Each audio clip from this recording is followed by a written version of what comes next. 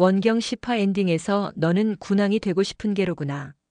이렇게 말하며 의미심장한 눈빛으로 충령을 쳐다보는 원경의 눈빛이 잊혀지지 않네요.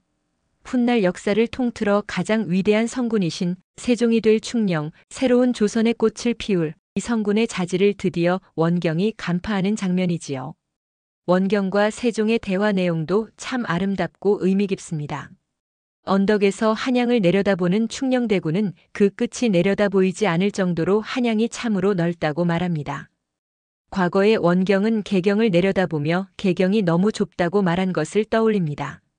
그래서 한양이 어째서 넓다 하였냐고 충녕에게 묻습니다. 충녕은 가득 찬 백성들 때문입니다. 농사를 짓거나 가축을 키우는 백성, 굶기도 하고 질병에 시달리는 백성, 웃고 우는 백성들을 언급합니다. 충녕대군은 땅덩이 자체를 본 것이 아니라 그 안에서 다양한 삶을 살고 있는 백성들로 가득 찬 한양을 본 것이었습니다. 충녕의 눈과 가슴 속에는 백성들로 꽉 차 있는 것 같습니다.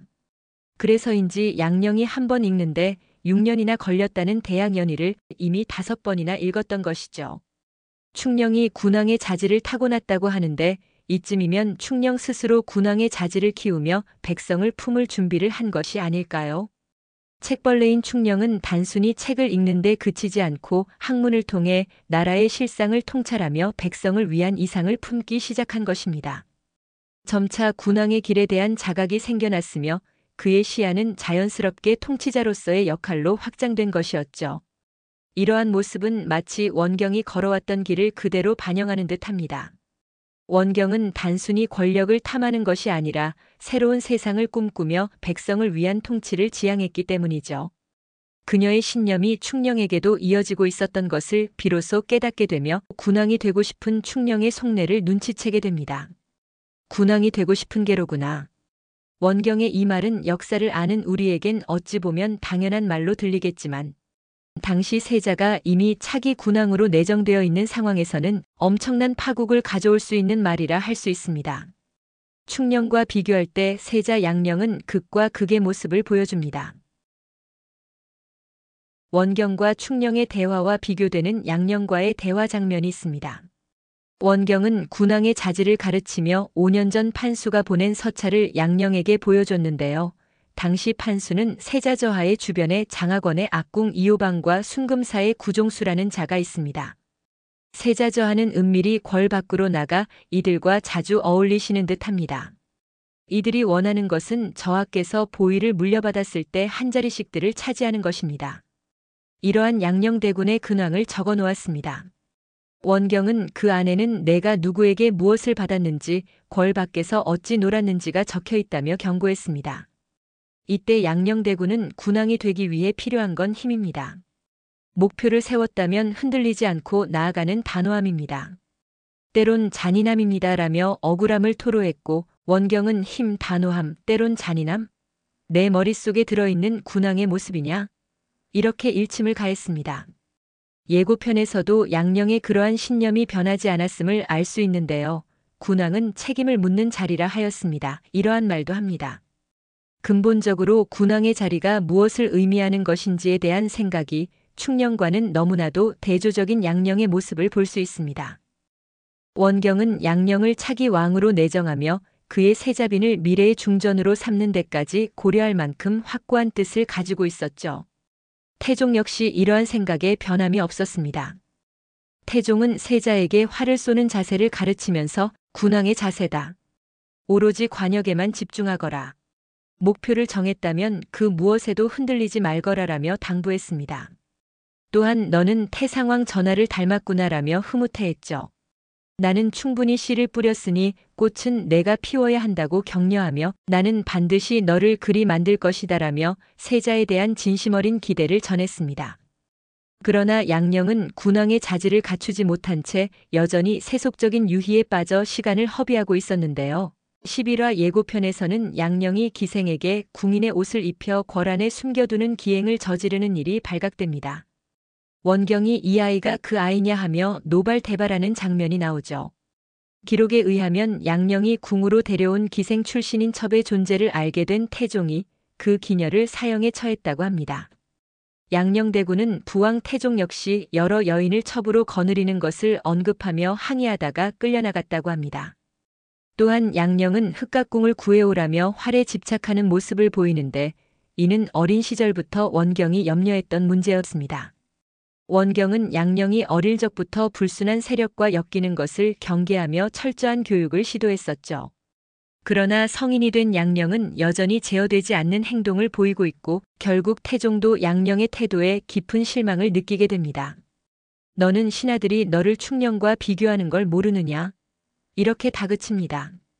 양녕이 아끼는 흑각궁을 내던지는 장면도 포착되었습니다. 이는 태종의 신임이 완전히 무너지는 순간이자 양녕의 왕위 계승 가능성이 추락하는 기점으로 보입니다. 잠깐 양녕대군에 대해 좀 더 말씀드려 보겠습니다.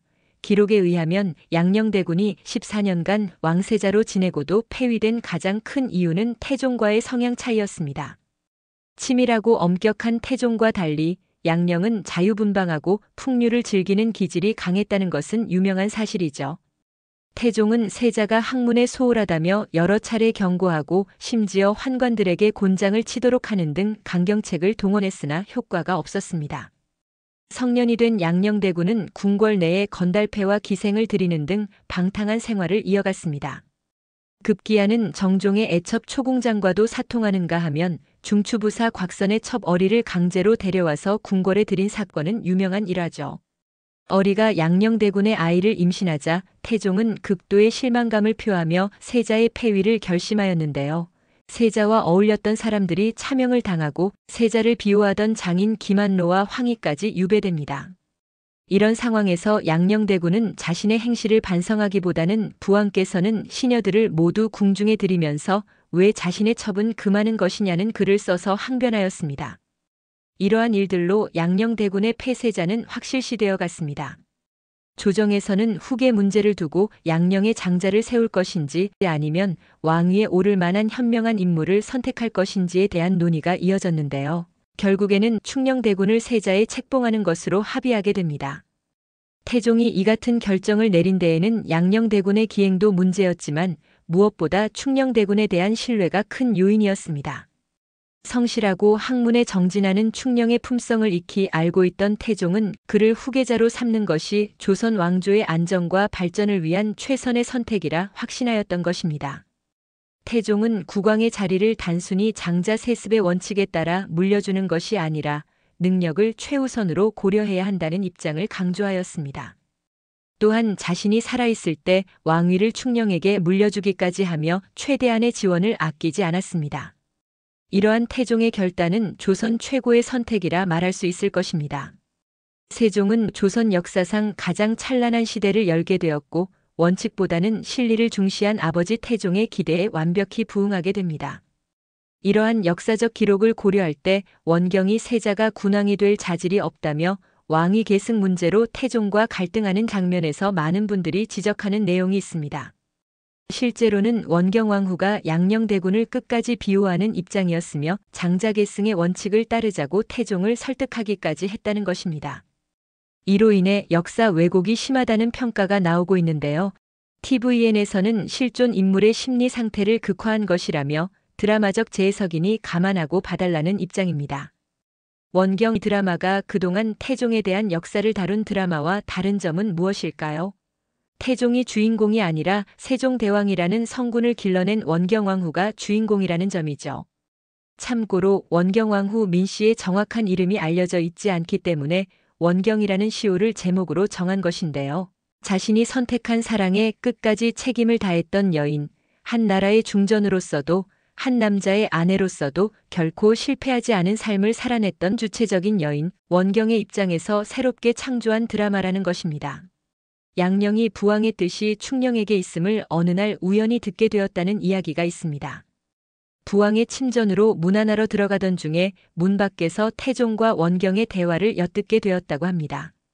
충녕과 양녕이 바뀌어 태어났더라면 장차 백성들이 요순의 다스림을 받는 것처럼 태평성대에서 살게 될 것이라며 태종이 한탄하였다고 하는데요.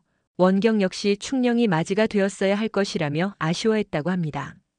제 개인적 의견으로는 충령이 군왕의 자질을 가졌다는 것을 원경이 인정하고 있었다는 것을 근거로 하여 원경이라는 인물을 부각시키기 위한 새로운 관점의 드라마를 쓴 것이 아닐까 생각됩니다. 이 점에 대해 어떻게 생각하시는지 여러분의 의견을 알려주세요. 마지막 11, 12화에서는 이렇게 두 왕자의 대립 구도가 비중 있게 나올 것이며 원경 왕후의 마지막인 죽음까지 다룰 예정이라고 합니다. 재미있으셨다면 좋아요, 구독 알림 설정 해주시고요. 다음 주 월화 8시 50분 TVN에서 원경 마지막 화를 방영합니다. 많이 시청해주세요.